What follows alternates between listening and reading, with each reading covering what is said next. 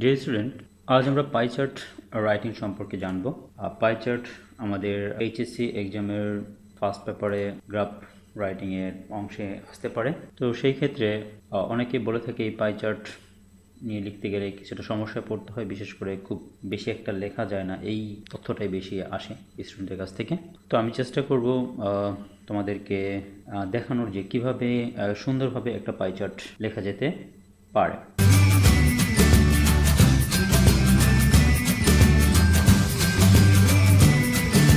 প্রথমেই আমরা একটা পাই চার্টের শেপ দেখে নিই। পাই চার্টটা দেখতে এরকম গোলাকৃতি, কয়েকটা অংশ ভাগ থাকবে। তো আমাদেরকে একটু খেয়াল করতে হবে যে কোন পার্সেন্ট এরকমভাবে, এবং এটা কোন বিষয় নিয়ে লেখা আছে এই বিষয়গুলো আমাকে দেখতে হবে, এবং নিচে এরকমভাবে দেওয়া থাকবে যে কোনটা কাকে নির্দেশ করতেছে। তো এই বিষয়গুলো একটু খেয়াল রাখতে হবে পাই চার্টের ক্ষেত্রে। তো অবশ্যই এটা গুরুত্বপূর্ণ দেখাটা। চলো প্রথমে আমরা কোয়েশ্চেন প্যাটার্নটা সম্পর্কে একটু দেখে নিই। কোয়েশ্চেন প্যাটার্ন এখানে যেমন দেওয়া আছে, the pie chart below shows, এটার পরে আমাকে যে বিষয় নিয়ে চাইবে সেইটা জিনিসটা লেখা থাকবে অবশ্যই। এখানে লেখা আছে the time allocation of student daily activities, describe the chart in at least 8 ওয়ার্ডস, এবং 8 ওয়ার্ডস এটাকে লিখতে বলা হয়েছে। অ্যাটলিস্ট আমাকে জানতে হবে যে বিষয়টা কমপক্ষে 8 ওয়ার্ডস, এর থেকে অবশ্যই বেশি লিখতে পারবা। You should highlight the information or report the main features given in the graph, এখানে মেইন ফিচারগুলোকে অবশ্যই গ্রাফে হাইলাইট করতে হবে।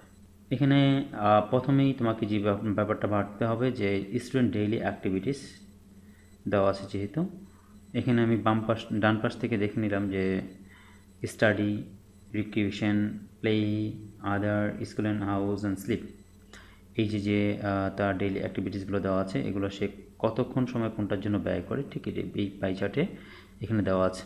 যেমন এখানে দেওয়া আছে স্লিপের জন্য সে 30% সময় ব্যয় করে, পড়ালেখার জন্য 20%, রিক্রিয়েশনের জন্য 12%, প্লে মানে স্পোর্টস বা গেম এগুলোর জন্য 5%, আদার অ্যাক্টিভিটিসের জন্য 8%, এরকমভাবে দেওয়া আছে। তো এটাকে আমি যদি ব্যাখ্যা করতে চাই তাহলে এটাকে আমি একটা ট্যাম্পলেট দিয়ে কীভাবে ব্যাখ্যা করতে পারি, সাধারণ ট্যাম্পলেট, সেটাকে আমরা একটু। তো চলো sample of writing pie chart, pie চার্টের একটি স্যাম্পল দেখে নিই, যেটাকে আমি বলবো ট্যাম্পলেট। মানে এই সেন্টেন্সগুলো তুমি ব্যবহার করে একটা পাই চার্ট লিখতে পারো, যেটা তোমার সহযোগিতা করবে। যেমন এখানে আমি ইন্ট্রোডাকশনে দুইটা সেন্টেন্স দিয়েছি। একটা হলো the provided pie chart illustrate or depicts or reveals, হ্যাঁ মানে প্রকাশ করা বা ব্যাখ্যা করা। তো ইনফরমেশন, এখানে ইনফরমেশনটা লিখে অ্যাবাউট আমার যে সম্পর্কে চেয়েছে সেটা আমি লিখব। অবশ্যই উদাহরণের সময় আমি দেখাচ্ছি আবার। দ্য পাই চার্ট প্রেজেন্ট, যদি এরকম ডাবল পাই চার্ট থাকে অনেক সময়, তো পাই চার্টটা কী প্রেজেন্ট করতে সেটা দিতে হবে, এবং কম্পেয়ার দ্য ডিফারেন্স বিটুইন, যদি এরকম দুইটা জিনিসের মধ্যে কম্পেয়ার করে থাকে সেই বিষয়টাকে এখানে দিতে পারি। তো এরকম ইন্টারমিডিয়েটে খুব কম আসে, তো যদি এসে পড়ে তাই শুরুটা এভাবে দেখে নিতে পারো। বডি প্যারাগ্রাফে প্রথম যে সেন্টেন্সটা আমরা যেভাবে করতে পারি যে as is observed from the pie chart, মানে পাই চার্ট থেকে যেটা লক্ষ্য করা যাচ্ছে বা দেখা যাচ্ছে, এটার পরেই আমরা এখানে একটা শূন্যস্থান দেওয়া আছে যে represent the largest portion of the dash.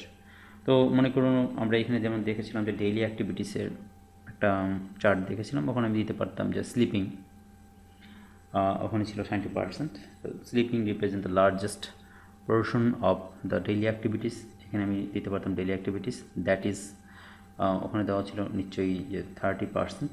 তো তারপরেও তোমরা একটু দেখে নিতে পারো। ওয়ার ইজ অন্যদিকে সবচেয়ে যে কম যে বিষয়টা ছিল প্লে বা প্লেয়িং বা স্পোর্টস দিতে পারি আমি এখানে।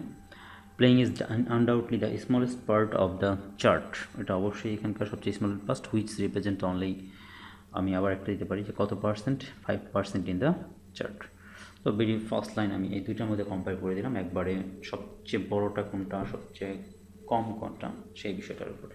এরপর আমি সেকেন্ড সেন্টেন্সটা এভাবে দিয়ে শুরু করতে পারি যে moreover it is apparently presented, এটা স্পষ্টই উপস্থাপিত হয়েছে, এ হাফ, এ থার্ড আর এ ফোর্থ অফ দ্য, মনে করো যে টাইম, এখানে তো টাইম নিয়ে কথা বলা হয়েছে, যদি প্রফেশনাল হতো তাহলে প্রফেশন নিয়ে কথা হবে, তো অথবা এ ফোর্থ অফ দ্য পপুলেশন নিয়ে কথা বলতে পারতাম, বা স্টুডেন্টস প্রিফার, ঠিক আছে, যে স্টুডেন্ট, তো যেহেতু এখানে টাইম বলতে পারি, একজন স্টুডেন্টের কথা বলা হয়েছে, তো এটার পর prefer, choose, spend, use, remain, allocate, মানে আমি তারপর এখানে জিনিসটা লিখবো। যদি আমি এই টাইমটাকে সাবজেক্ট হিসেবে ধরি তাহলে এটাকে আমি প্যাসিভ ভয়েসে দেবো, যে যদি হয় যে এরকম a fourth of the total time is spent for, মনে করো যে ওখানে যেটা দেওয়া ছিল যে স্কুল অ্যান্ড হাউস, তো সেখানে আমরা স্কুল এবং হাউস এর কথাটা লিখতে পারি। তো এরপর পরবর্তী যে সেন্টেন্সটা বডি প্যারাগ্রাফের আমি এরকমভাবে দিতে পারি, in addition it is visibly notice that, এটা আরও স্পষ্টই দেখা যাচ্ছে যে, তো এই যে আমি বললাম যে খুব স্পষ্টই লক্ষ্য করা যাচ্ছে বা দেখা যাচ্ছে যে এগুলো একটা ফ্রেজ, এই ফ্রেজগুলো তোমাকে সাহায্য করবে জিনিসটাকে সুন্দরভাবে উপস্থাপন করার জন্যে। তো এরপর হচ্ছে ড্যাশ শূন্যস্থান দেওয়ার পর প্রিফার চুজ অথবা স্প্যান্ড ইউজ রিমেইন এত percent of the dash for which represent largest past, তো এরকম একটা কথা লেখা আছে। এখানে আমাদের পাই চার্টের যে বিষয়বস্তু তার উপর নির্ভর করে। তো এখানে আমি দিতে পারি যে স্টুডেন্টস প্রিফার অথবা চুজ বা স্প্যান্ড, তো এখানে দিতে পারি 20% of the time for study. তো এই কথাটা এখানে বলতে হবে which represent the third largest part of the chart, যেটা এখানকার লার্জেস্ট পার্টগুলো দেখাচ্ছে। আর এরপর আমি যে অবশ্যই বলবো যে যেহেতু আমি অলরেডি গুরুত্বপূর্ণ পয়েন্টগুলো বলে ফেলেছি যে বেশিরভাগ সময়গুলো তারা যেখানে যেখানে ইউজ করে, তো এটার পরবর্তীতে আমাকে দেখাতে হবে যে আসলে কোন কোন জায়গাগুলোতে কম বিষয়গুলো তারা ইউজ করতেছে। তো অন দ্য আদার হ্যান্ড বা ইন কন্ট্রাস্ট এখানে আমি লিখতে পারতাম যে অনলি 10% অথবা 8%, ঠিক আছে, এরকম কিছু একটা আমি লিখতে পারি যে 8% of the students prefer or choose time for creation, okay, বা এখানে ছিল 12%, আমি 12%-এর প্রেফার করবো। তো এই সেন্টেন্সে আমি দেখাবো যে যে জিনিসটা আসলে হওয়া উচিত না বাট হয়ে গেছে, বা আমার মনে হচ্ছে যে তুলনামূলকভাবে অন্য খুব বাজে অবস্থায় আছে, তো ওরকম একটা সেন্টেন্সটাকে আমি এখানে লেখার চেষ্টা করব। তো সবচেয়ে কম বিষয়টাকে আমি আলোচনা করার জন্য বলবো এখানে taking a closer look at the chart, মানে চার্টে যদি আমি খুব ক্লোজ দৃষ্টিতে দেখি, it is obviously reveal that, এটা খুব স্পষ্টভাবে প্রকাশিত হয়েছে যে লেস দ্যান, অথবা আমি বলতে পারি যে only less than 5% of the total time, এটা আমি প্যাসিভ ভয়েস একটু দিয়ে দিই যে ইজ স্প্যান্ট। হ্যাঁ, যদি আমি আবার সাবজেক্ট হিসেবে দিতাম তাহলে আবার অ্যাক্টিভ ভয়েসে দেওয়া যেত। তো এটা দেওয়ার পরে তো স্পেন্ড ফর প্লে বা প্লেইং বা স্পোর্টস আমি দিতে পারি একটা সিনোনিম হিসাবে, which is comparatively lower than the others section of the chart, মানে এই চার্টের জন্য সেকশনগুলো থেকে তুলনামূলকভাবে অনেককেই কম, এই জিনিসটা আমি বলতে পারি। আর কনক্লুশনে আমি এভাবে দিতে পারি যে in conclusion it is clearly scene that R presented that the pie chart completely highlights, তো এখানে কী হাইলাইটস করছে সেটা আমি অবশ্যই এখানে দেখাবো। হ্যাঁ, যে এখানে আমি যেটা বলতে পারি যে তুলনামূলকভাবে যেটা দেখা যাচ্ছে যে স্টুডেন্টরা আসলে খেলাধুলা বা রিক্রিয়েশনের থেকে ঘুম, তারপরে স্কুলে যাওয়া, পড়ালেখা এইসব বিষয়ে অনেক বেশি গুরুত্ব দিচ্ছে, তো সেই বিষয়টা এখানে আমি তুলে ধরবো। হ্যাঁ, তো পুরোপুরি সেন্টেন্স অবশ্যই দেখতে পারবা। তো আশা করি এই ট্যাম্পলেটটা যদি ইউজ করো তুমি যে কোনো ধরনের পাই চার্টের ক্ষেত্রে আসলে সাহায্য হবে, জাস্ট একটু একটু করে চেঞ্জ করতে হবে, সেটা বুদ্ধিমত্তার সাথে করতে হবে, একবারে হুবহু তো কখনই হয় না, তবে আশা করা যায় এটা করলে তুমি খুব ভালো নাম্বার পেতে পারবে।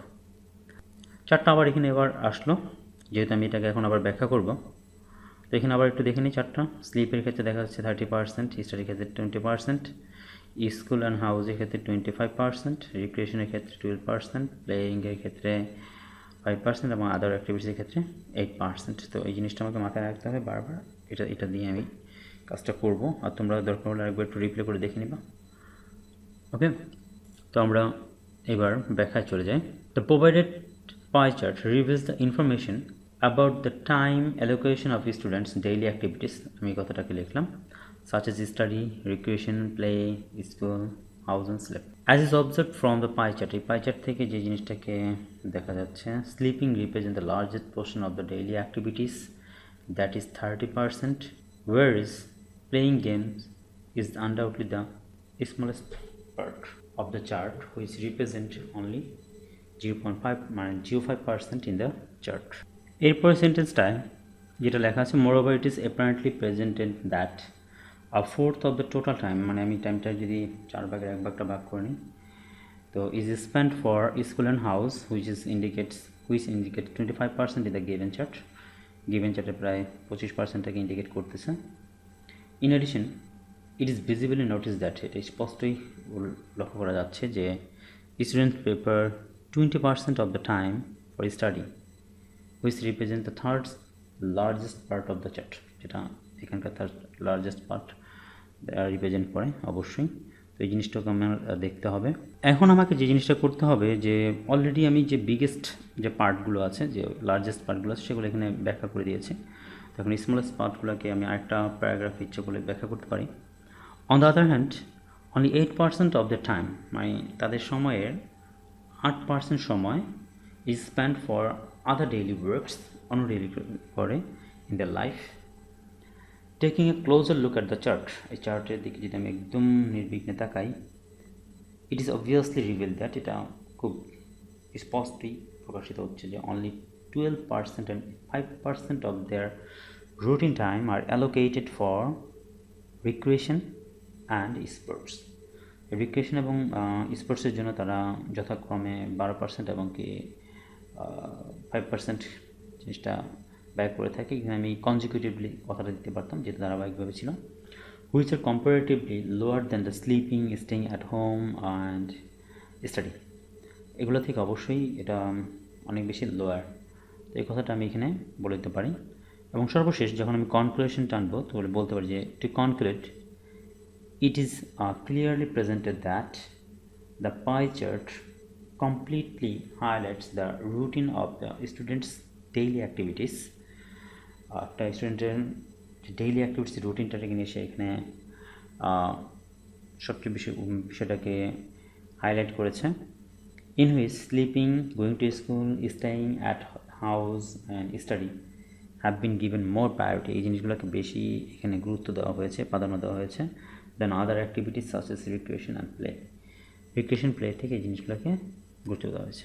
তো আশা করি স্টুডেন্ট তোমরা সবাই এটা বুঝতে পেরেছো যে আমরা কিভাবে এই ট্যাম্পলেটটা ব্যবহার করে একটা সুন্দর পাইচার্ট লিখতে পারি। অন্যান্য প্রফেশনের ক্ষেত্রে বা অন্যান্য পাইচার্টের ক্ষেত্রেও আমরা এই জিনিসটা ব্যবহার করতে পারি। জাস্ট আমি আবারও একটু বলতেছি, জাস্ট তোমাকে একটু বুদ্ধি খাটিয়ে ব্যাপারটাকে ইউজ করতে হবে। কখনো কখনো অ্যাক্টিভ, কখনো প্যাসিভ ভার্বগুলোকে একটু খেয়াল রাখতে হবে। আশা করি এই ট্যাম্পলেটটা ইউজ করে তুমি যদি কয়েকটা পাইচার্ট প্র্যাকটিস করো, তাহলে তোমার এই প্রবলেমটা সলভ হয়ে যাবে। Thank you all for carefully listening the video. Hopefully you have enjoyed it. actually পড়ালেখা কোনো আনন্দের বিষয় না সবার কাছেই, বিশেষ করে তো এই ধরনের মাল্টিমিডিয়াতে। তারপরও যতটুকু সাহায্য হয় সেটাই গুরুত্বপূর্ণ কথা। আশা করি আমাদের উপকার হবে যদি কেয়ারফুলি নিও। আর